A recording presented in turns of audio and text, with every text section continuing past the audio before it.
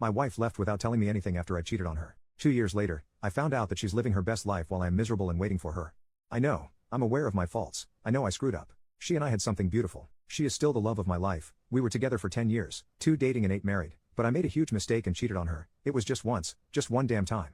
Somehow she found out. I never knew how because I haven't been able to talk to her since then. I guess she found something on my phone. I came home that afternoon as usual and everything felt weird. The house felt emptier. I quickly realized that her things were gone. I panicked. I started calling her over and over, but her phone didn't even ring. Suddenly I saw some papers on the table. She was divorcing me. Under the divorce papers, there was a note that said this is what you do with cheaters. That was the last thing I got from her, 2 years ago now. Of course I called the contact information for her lawyer, who has been the only bridge between us. But he just told me that he was her legal representative and that she didn't want to see me. I fought, I got angry, but in the end her lawyer just told me that it would be better if I got my own lawyer. I didn't want to. I absolutely refused to accept that 10 years of relationship would end like this. I know I have failed, but I always wanted to fix it. I know that if she gave me the chance, I could make that sweet and special girl I met more than 10 years ago fall in love with me again. I know that I can make her forgive me. After all, many couples go through similar things and get over it. Why can't we be one more couple in that statistic? Why after 8 years of marriage am I thrown away like garbage for a mistake? I don't deserve so much indifference. I haven't been able to see her or even hear her voice in 2 years. 2 years of not being able to see or talk to the person you love the most is too much of a punishment. This situation has destroyed me emotionally, mentally and even physically. I ended up consuming an unhealthy amount of alcohol, weeks of barely eating, not sleeping. I was a zombie for months. I was just functioning on automatic. I wanted to die, but I couldn't let myself die because I always held on to hope that she would come back. My therapist says it's really hard when you can't get closure from a relationship because your mind can't process that the relationship is over, so you're always thinking that person will knock on the door or that you'll wake up from sleep and they'll be there by your side.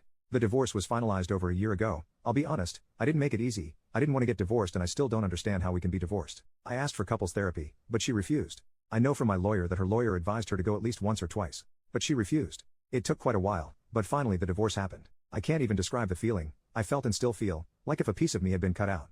I know I hurt her, I know I failed, but I think we all deserve a second chance. When I couldn't take the pain anymore, I decided to start therapy. My therapist doesn't give me advice to get her back. He only focuses on me moving on with my life, encouraging me to meet new people and go out on dates, but I don't want to. At this point I'm not even interested in sex anymore. A few days ago something happened that completely shattered me.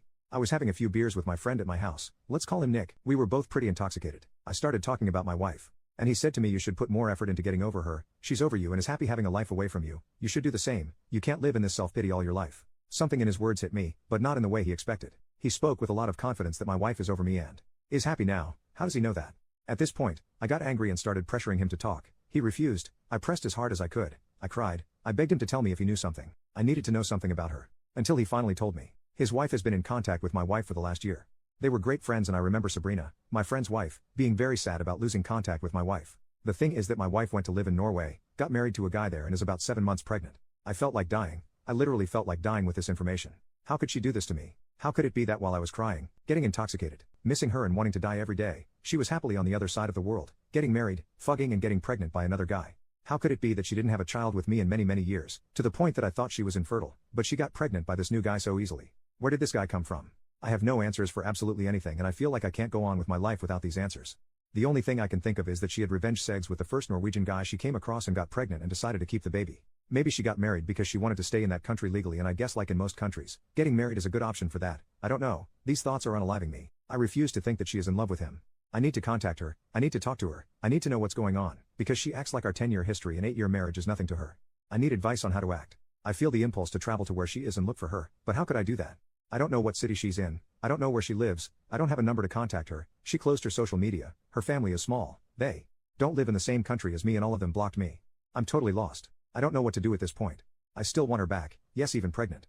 I feel like this is a nightmare and I need to wake up now. Update. These days have been very strange. At times I feel numb and at others desperate. A lot of things have happened. I want to start by answering something and then I will update. Some people asked why Norway? I don't know exactly, but she is a polyglot. She speaks 6 languages. Many of these languages are connected to cultures that she always liked.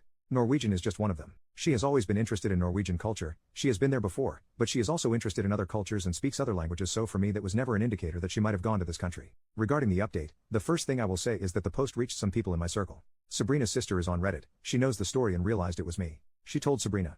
Sabrina is angry at Nick for revealing information. Nick is angry at me for posting on Reddit and because he says I pressured him to talk. I am angry at both of them for being 2 a-holes who watched me suffer for 2 years and decided not to help me. They didn't care about my marriage. Why should I care about their marriage? Sabrina could have given me my ex-wife's phone number a long time ago, but she decided to prioritize her friendship with my ex instead of helping 2 friends mend their marriage. Meanwhile, no one cared about my feelings. I'm done with them at this point. Regarding my ex-wife, I've been thinking a lot. she can't just disappear. I convinced myself that if I searched hard enough I could find something related to her. I follow some of her relatives from a fake Instagram account but I never found anything related to her. I searched a lot, really a lot, and found a name that I had seen before but that hadn't caught my attention until then. It was a lady with a name that is not typical in the United States or my wife's country. She is not American, and a very strange last name. I went to her Instagram profile and she had no pictures or anything, just a small profile picture that you can barely see. I decided to look her up on Facebook and found the same lady with the same profile picture. Only her Facebook profile is quite open. She is indeed a lady from Norway.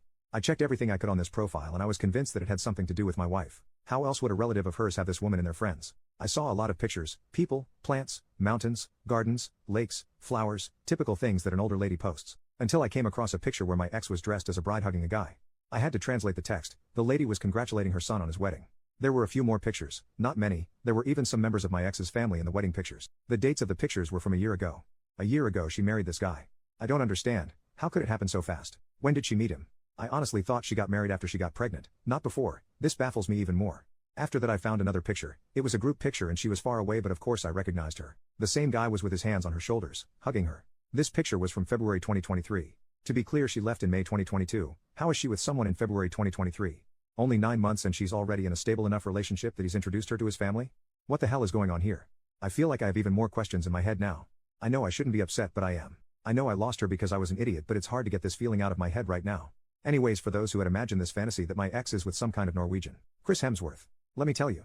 It's not like that. This guy is too tall, too blonde, too pale, hair too long and kind of chunky, to be honest. He looks more like the old cartoon of Vikings and is definitely not a Chris Hemsworth. I managed to find his FB profile but he has almost nothing there. His profile says he's an engineer. An engineer who wears metal band t-shirts at 38. I don't know how to take this because I'm an engineer myself, just in a different field. Why would she look for a man with the same profession as me? My wife has always liked heavy metal, which I always found nasty, but I never complained. After all, your partner doesn't have to have the same musical tastes as you. I mention this because maybe that was the way they connected. She used to connect easily with people who like the same type of music. I don't know, but I honestly look at it and think, where did she get this guy from? I meant he can definitely do better than this. The pregnancy thing still messes with my head. I try not to think about it. I can't understand it. I'm not infertile like the comments suggest. I've been to the doctor and I know I'm not. But God, it kills me to think that she's going to have another man's child. I don't get it. I feel like this is beyond anything I ever imagined. And no, I'm not going to go to Norway. I'm not going to try to contact her. I still want to see her and talk to her, but I obviously can't force her to do that. I have too much to deal with right now and too much to talk about in therapy. If by any chance this post reaches my ex, I want you to know that I still love you. You know where to contact me. If by any chance this post reaches the new dude, I want you to know the only reason you have a chance with this woman is because a big idiot halfway across the world completely ruined it. You most probably met a woman who was probably very broken from her divorce. You took advantage of her situation and trapped her with a baby. You don't know how to play fair. Sabrina and Nick, F you.